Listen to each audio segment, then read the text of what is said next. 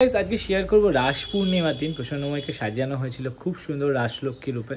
তো তারই কিছু ক্লিপ তোলা আছে, তারই কিছু ক্লিপ তোমাদের সাথে শেয়ার করব অ্যান্ড দেখে জানিও ভিডিওটা কেমন লাগে। হলো মায়ের ঘর সাজানো হয়েছিল সেদিন প্রদীপ দিয়ে। অ্যাকচুয়ালি রাস পূর্ণিমা যেহেতু দেব দীপাবলি, তো তার জন্য মায়ের বেদির সামনে পুরো প্রদীপ প্রজ্বলন করা হয়েছিল, একদম পুরো বেদিটা সাজানো হয়েছিল প্রদীপ দিয়ে।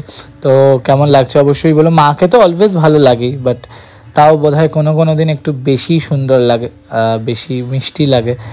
তো প্রতি বছরই রাস পূর্ণিমার দিন এরকমভাবে সাজানো হয়, যেহেতু প্রসন্নময়ী প্রথম এবছর মূর্তি প্রতিষ্ঠার পর প্রসন্নময়ীর প্রথম রাস, তো তাই বেদিটা এরকমভাবে সাজানো হয়েছিল। নাহলে প্রতি বছর আদ্যা মায়ের সামনেই সাজানো হয়, বাট এই প্রদীপটা কিন্তু প্রত্যেক বছর আমরা দিই, কারণ যেহেতু দেব দীপাবলি। আর এই প্রথম আমি ট্রাই করলাম মাথায় ওড়না দিয়ে।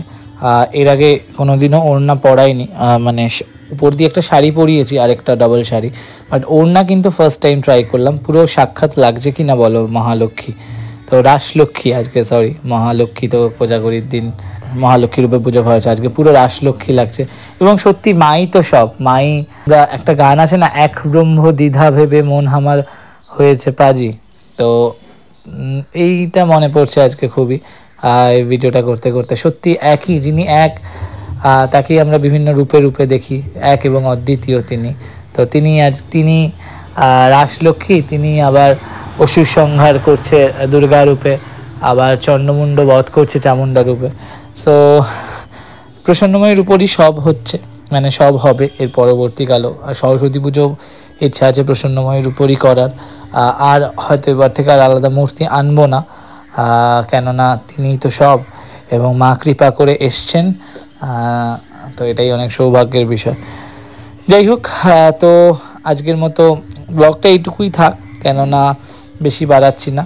অ্যান্ড পুজোর পর, মানে পুজোর মাঝে মাঝে ভিডিওগুলোকে করা, তো মানে পুজোর পরই বলতে পারো, পুজো হয়ে যাওয়ার পরই ভিডিওটাকে করা, কারণ পুজোর মাঝে ভিডিও করাটা খুবই চাপ। তোমরা জানো, বেসিক্যালি যারা পুজো করো তারা জানো ব্যাপারটা, মানে পুজোর এত চাপ থাকে, তার মধ্যে ভিডিও করাটা খুবই চাপ হয়ে যায়।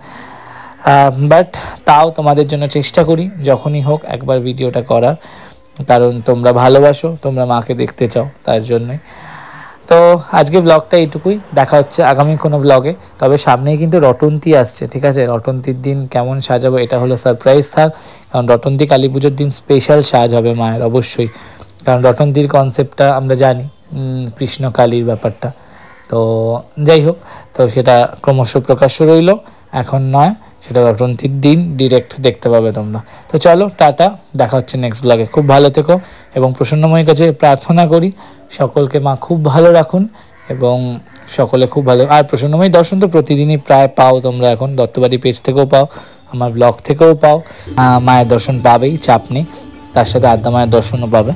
সো সামনে মায়ের আদ্যা মায়ের কিন্তু বাৎসরিক উৎসব আসছে 1 ডিসেম্বর, ব্লগ পাবে আসতে ধীরে সুস্থে। এখনও দেরি আছে যদিও অনেকটা দিন, বাট তাও মায়ের বাৎসরিক উৎসব চলে আসছে, তো সেই ব্লগ অবশ্যই দেখাবো। সঙ্গে থেকো, সাথে থেকো, টাটা।